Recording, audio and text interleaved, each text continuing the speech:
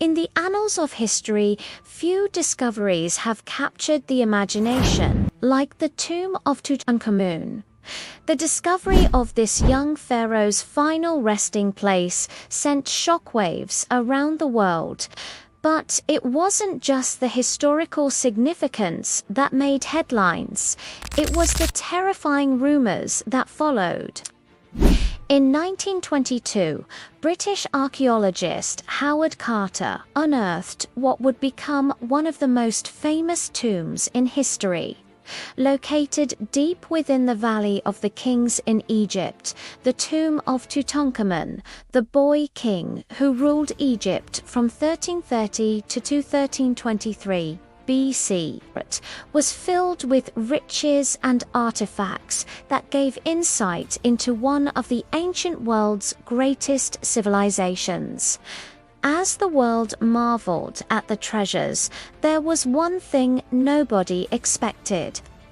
Within months of opening the tomb, a series of strange and tragic events began to unfold, leading many to believe that there was a curse upon the tomb of the boy king.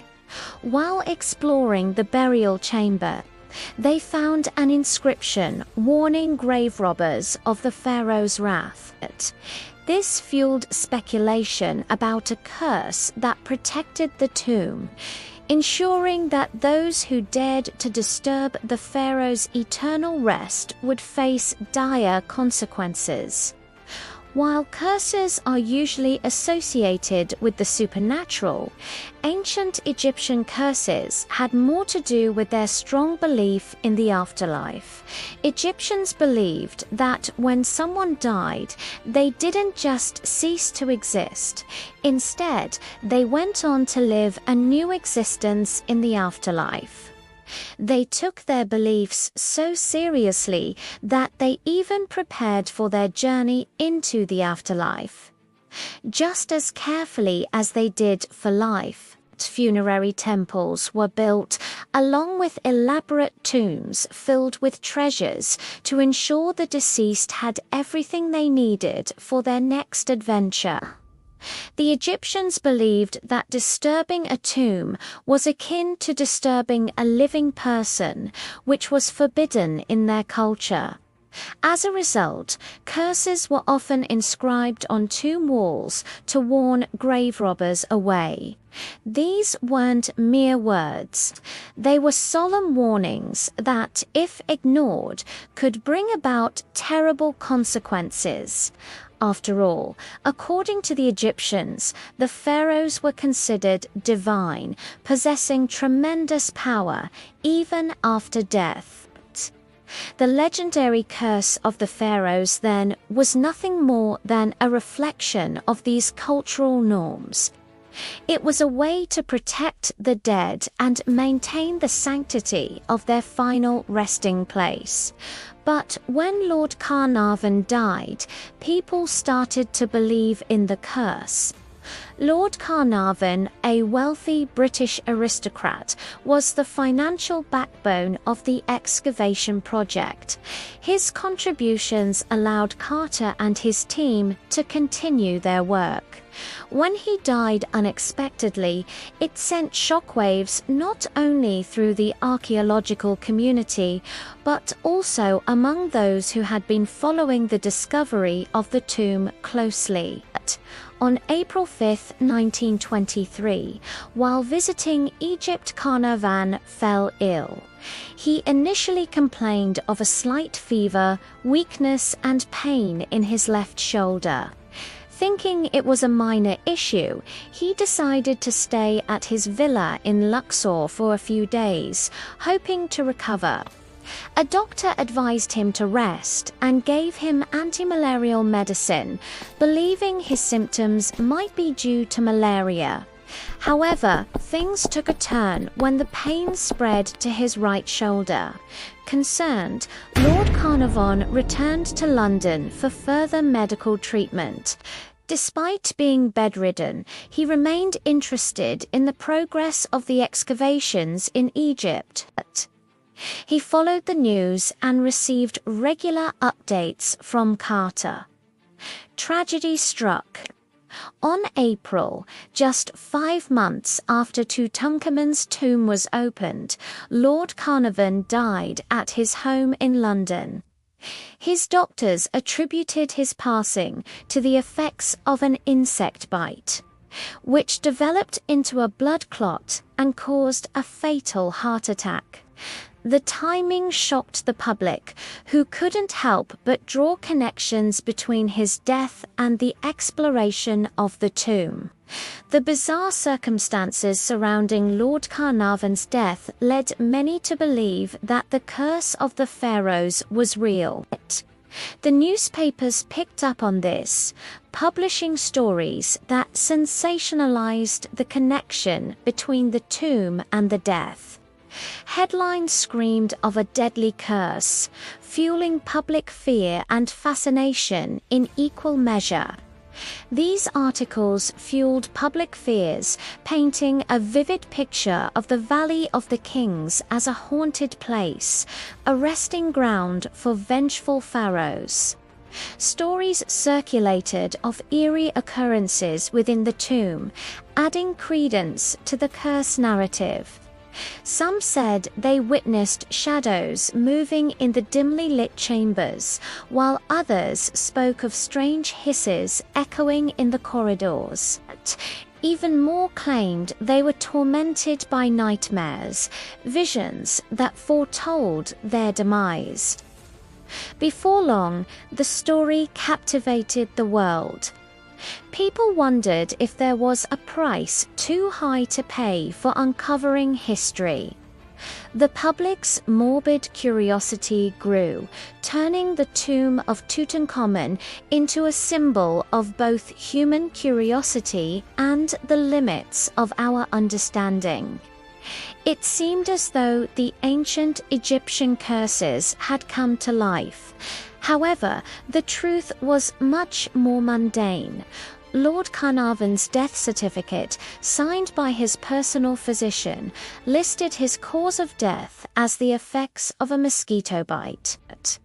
This seemingly put an end to speculation about the curse. But the story doesn't end there. A friend of Lord Carnarvon's recounted an interesting detail. He mentioned that Lord Carnarvon had a habit of finishing a bottle of Egyptian beer every evening. It was a part of his daily routine that he thoroughly enjoyed. However, the same day he died, he was unable to drink his beloved beer. The reason: his supply had run out. Could this seemingly mundane detail be linked to his death?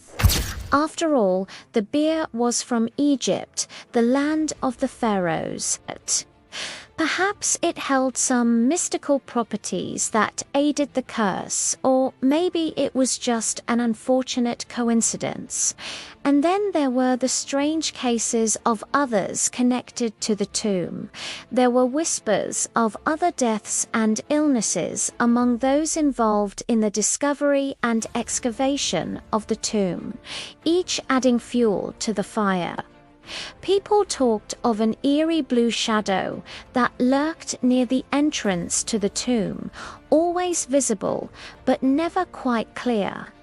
Some claimed to see the apparition of a man dressed in clothes of the era, walking the corridors of the tomb before vanishing into thin air. Was this the restless spirit of the young pharaoh himself? Or was it something else entirely?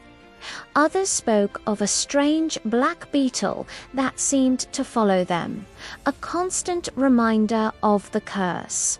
They said it crawled on their skin, leaving behind a burning sensation, and when it flew, its buzzing sounded eerily like a curse being spoken. Even the tomb's excavator, Howard Carter, wasn't spared from the strange occurrences. He too experienced his share of misfortunes. While he never succumbed to any serious illness like some of the others, he faced his own trials. Some say a bull gored him in the shoulder, perhaps in retribution for disturbing the pharaoh's slumber. Others claim he contracted a severe case of malaria, the fever shaking him violently as if the spirits themselves were trying to expel him from the tomb. There was even an incident where he was nearly bitten by an asp, a highly venomous snake revered in ancient Egypt as sacred to the goddess Cleopatra. Could this have been the moment when the veil between the world of the living and the realm of the dead was at its thinnest, allowing the curse to take hold? Then there was the tale of the stolen artifact. A small statue believed to ward off evil spirits was taken from the tomb by one of the excavators.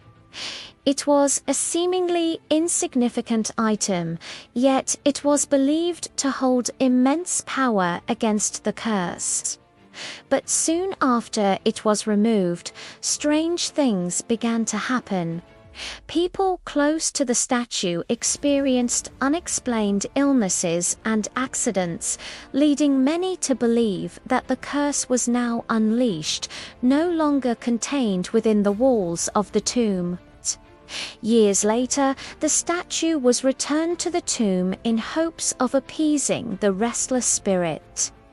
Could this simple act have broken the curse?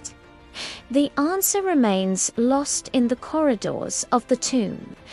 Today, visitors still come from around the world to marvel at the treasures of Tutankhamun, yet they do so with a healthy dose of caution. Some claim to feel an unsettling chill as they enter the tomb, while others swear they can hear the echoes of ancient laments. One thing is certain, the legend of the curse has immortalized this tomb, ensuring that the story of Tutankhamun lives on, not just in history books, but in the realm of myth and legend. Howard Carter continued his work, unearthing more treasures from the past, but the shadow of the curse loomed large. Even he admitted to feeling uneasy at times, wondering if there were some secrets best left buried. As time passed, the fervor around the curse began to die down. Medical science offered logical explanations for the ailments and deaths, attributing them to things like the harsh environment, exposure to new bacteria, and old age rather than a vengeful curse. But even today, there are those who believe that the curse of the pharaohs is real, lurking just beneath the surface, waiting to strike. Would you dare enter the tomb, where death itself seemed to guard the treasures of a pharaoh? Let us know in the comments.